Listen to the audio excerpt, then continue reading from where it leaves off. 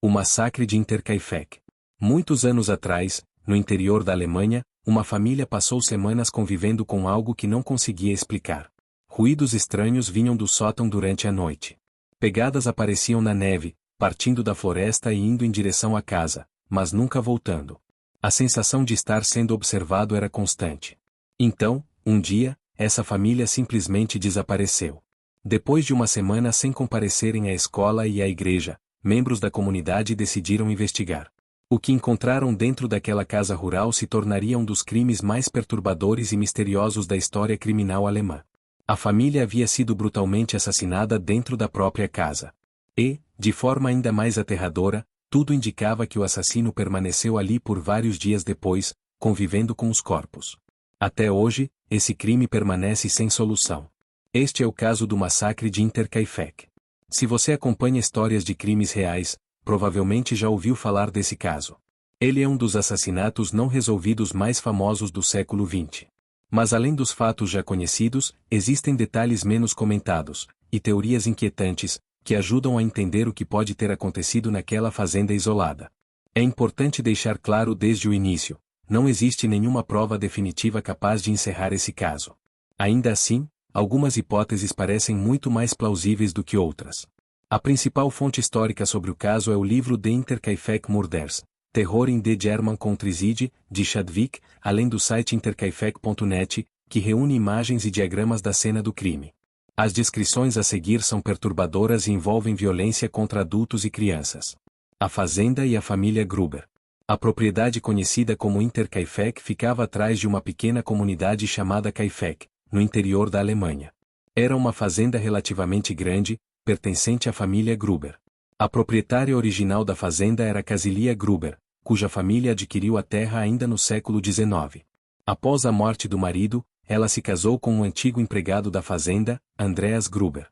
Juntos, tiveram uma filha chamada Vitória. Vitória nasceu na década de 1880 e cresceu naquela propriedade isolada. Anos mais tarde, a fazenda passou oficialmente para o nome dela. Antes da Primeira Guerra Mundial, Vitória se casou com um homem chamado Carl Gabriel. O casal teve uma filha, também chamada Casilia, em homenagem à avó. Mas a guerra mudaria tudo. Carl Gabriel morreu logo no primeiro ano do conflito, deixando Vitória viúva. Em 1920, Vitória deu à luz um segundo filho, Joseph, com apenas 2 anos de idade no momento do massacre. A identidade do pai da criança se tornaria um dos pontos centrais de toda a investigação.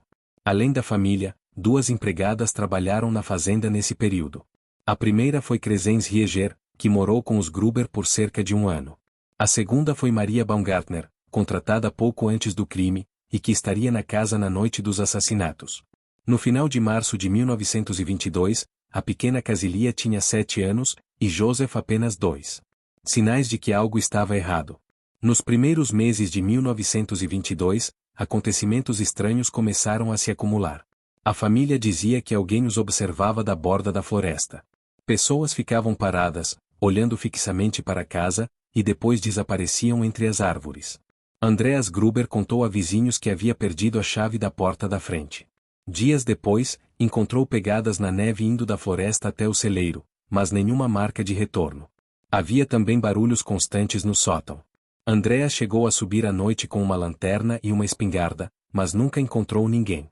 Crescens Rieger, a antiga empregada, mais tarde relataria que durante sua estadia ouvia passos sobre sua cabeça. Por vezes, acordava no meio da noite com alguém mexendo na maçaneta de seu quarto. Convencida de que a casa estava assombrada, ou pior, ela deixou a fazenda no início de 1922. Pouco depois, Maria Baumgartner foi contratada para substituí-la. A noite do massacre. No dia 31 de março de 1922, Maria chegou à fazenda, levada por sua irmã. Ela se despediu da família naquela noite, sendo a última pessoa de fora a vê-los com vida. Nos dias seguintes, algo parecia errado. A pequena Casilia não apareceu na escola. A família não foi à igreja, algo completamente fora do normal. Na noite de 1º de abril, um homem passando pela estrada sentiu cheiro de pano queimado e viu fumaça saindo da chaminé. Ao olhar em direção à fazenda, foi ofuscado por um homem segurando uma lanterna, que surgiu brevemente antes de desaparecer na escuridão. No dia 4 de abril, um mecânico chamado Albert Hoffner foi até a propriedade para consertar um motor. Ele bateu à porta, chamou, olhou pelas janelas, mas não encontrou ninguém. Apenas o cachorro, amarrado perto da entrada. Mais tarde, vizinhos decidiram investigar. Ao entrarem no celeiro, encontraram algo impossível de esquecer. Debaixo do feno estavam os corpos de Andreas Gruber, Vitória, Casilia Gruber, a avó, e Casilia, a criança. Todos haviam sido brutalmente assassinados. Dentro da casa, encontraram Joseph, morto em seu berço, e Maria Baumgartner, caída no chão de seu quarto. A investigação e os horrores revelados. A cena do crime foi rapidamente contaminada por curiosos. As autópsias foram realizadas ali mesmo, no celeiro. Todas as vítimas haviam sido mortas com extrema violência, principalmente as mulheres e a criança mais velha. A arma do crime foi identificada como uma enxada ou picareta modificada, pertencente a Andreas Gruber.